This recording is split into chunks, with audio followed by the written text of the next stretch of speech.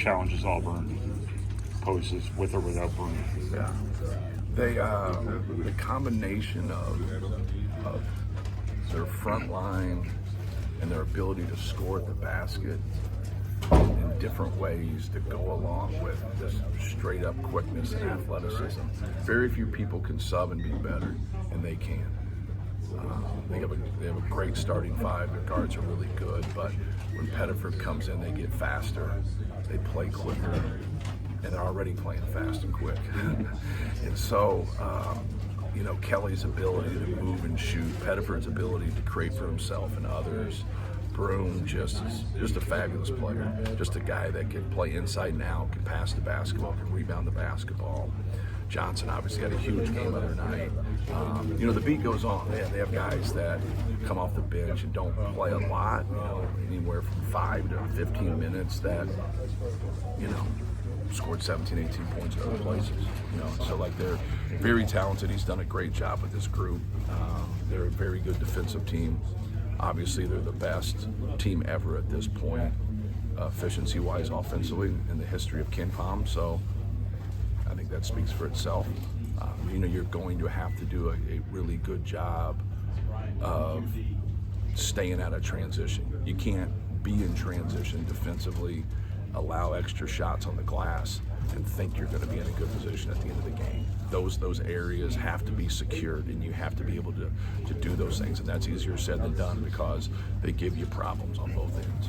There's been an aspect of this non-conference schedule that's been about more than just wins and losses for you guys. Obviously, it's about how it makes you better. So in that sense, is it disappointing not to potentially get to play Broom because of just what that would have shown you guys for later this season? Yeah, you're going after the best, and I think they're trying to do the same thing. And obviously, when you play, I think the season ended right now. It looks like he'd be the National Player of the Year. So we know what that entails because we lived in the past 2 years, and so we know everything that comes at a guy like that, and that's what we would do also. If he played, you have to give him a lot of attention, and that's what makes him great is his ability to pass. And Zach's ability to pass was now when you put skill and quickness alongside somebody like that, you have a decision to make. And you've got to be able to keep them out of positions to where you're vulnerable. And sometimes you're vulnerable with him in his overall, just physical dominance. And sometimes you're vulnerable with him with his ability to pass. And, when he gets deep or he gets angles, now those guys that can score and pass at that size are really hard to deal with. What you end up doing is just fouling them. When you look at what you have to do defensively against Auburn, how important is just that first guy against the dribble staying in front of the ball? Yeah, and seems like that's been a little bit of a... Not a little bit of a problem, it's been a problem. And we have to have guys concentrate better. You got to take pride in your job and just keeping the ball in front of you. And sometimes guys are going to get angles, but they can't get direct drives. You got to give us at least 2 dribbles to where now we can give some help there and get in those gaps. But if you're just getting blown by and they're going to the rim, now we're not in help, we're running to help. And if guys can make good decisions at that point, you're normally going to get scored on, or they're definitely going to get a good shot. So we got to do a better job of keeping the ball in front of us and containing the dribble. Is it concentration, or are they taking bad angles? Are they everything?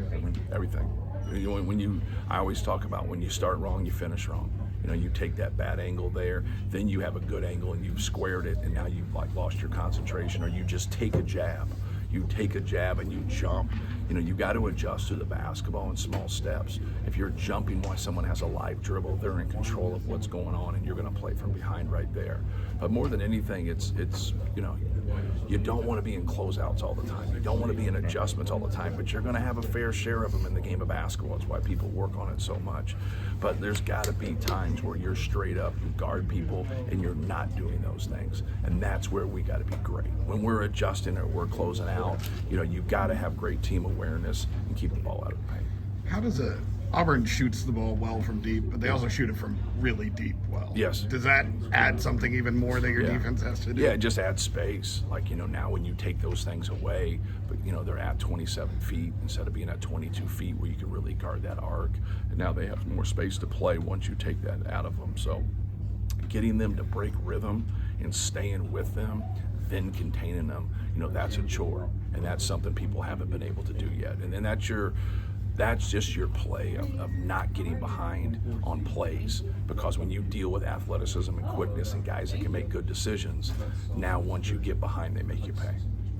Sense of relief almost comes Saturday, the break, and then the finals are over. You get the bye game, and then you jump into conference play. But you get a chance to breathe for the first time, I think. Well, I think more than anything, it's the excitement of the challenge of playing the game. You know, now you get to that, you know, afterwards. Like we've had a gauntlet right here, but in the last 3-4 years, we've had these gauntlets. And like, so now, you know, it hasn't been as clean as we'd like it to be, but we've also had some good wins in there. And we've played a lot of the same style. And whether I think that's not like our Achilles, I think it's everybody's Achilles. You know, those defensive teams that hold their low man, that switch everything, that make it difficult, that make other people make plays, and that's your deal. Like your ball movement's got to supersede things to get into space so you can be able to make those plays. But yeah, I think everybody wants to get to that point. They just don't want to leave break early, right? You got to keep your focus and keep playing and keep doing what you're supposed to do. Then when you get to that, now you get those 4 or 5 days, and then we get ready for our last non-conference game and get to it. But that's, you know, it's kind of a process, right? You worry about it when you get to it. Yeah, I assume it was going to be nice to see Trey get that matchup with Johnny, with him gone, though, potentially. Does it kind of the challenge shift a little bit? Like, now what can you guys do with him? Right. Without him? Well, they still have great physical players down there. Like, they still have great defenders, you know, on their front line. Really good defenders, actually. And so, like, the challenge of him playing offensively, whether he plays against him or plays against the other guy, they're all good.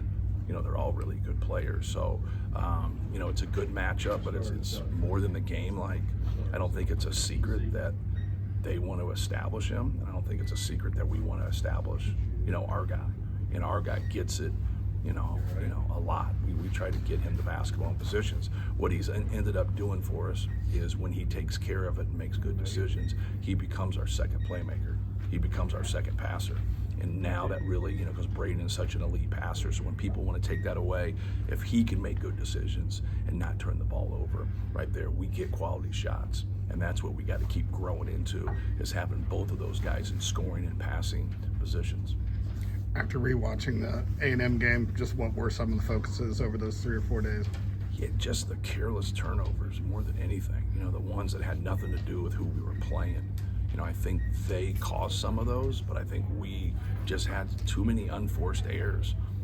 We had some plays where we did good things and we missed shots. When we really did what we worked on against them, we manufactured pretty good shots. When we got away from that, that's when we had more struggles. We played too much on the baseline in that first half, like when we talked about that, attacking them in that middle third, attacking the seams, attacking the elbows, instead of attacking the baseline. They just do a great job of swarming the ball there. They're such a good rebounding team that we had to split them there. You know, they out-rebound us by 11. Well, we're going to have 10 fewer turnovers, and we had 2 fewer turnovers. And then that now when you go to the possessions and then you don't shoot the ball well and then you don't get to the free throw line as much, and we're normally a team that gets to the free throw line, now, you know, you're battling uphill. The fact that we're still in the game, you know, at the end with all those variables that I mentioned, you know, it kind of takes you a step back, because normally 16 turnovers minus 11 on the glass, that'll do it. And now you don't shoot terrible from 3, but we also get a couple of them late too, right? You know, like we're keeping it close. Like there wasn't something where we needed those earlier in the game, but that wasn't the backbone of things. I think the backbone of everything, and I think you can look at this in all 3 of our losses, if you can grab it, is the turnovers. Like we have to take care of the basketball, and it's something that we've proven that we can do, but we've also proven that we can struggle in that area. Like we just got to be more consistent.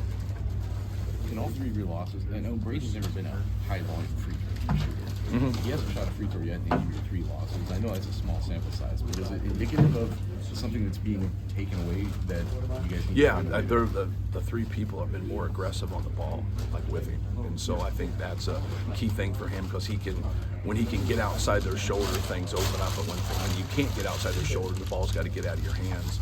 And now we got to be able to play there. But now they're not letting him get deep, where people play more on the drop. You're going to get to your pull-up. You're going to get to your hesitation drives. You're going to get more of that. And that's not the only thing, because it's not the only thing we run. But we do run a fair share of ball screen action for him, because he's so good in it. But yeah, that's that's something that you gotta just try to keep being aggressive, but where you're being aggressive, like be aggressive more in the middle of the floor than anything. But yeah, it's something that not just him, but like you want everybody, right? You want to get to the free throw line. You want to make more free throws than your opponent shoots. What's your favorite Frank Kinder story?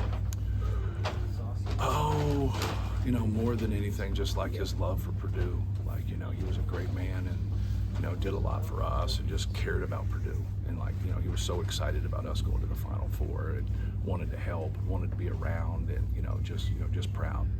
Just a proud Purdue alum that, did a lot for our basketball program.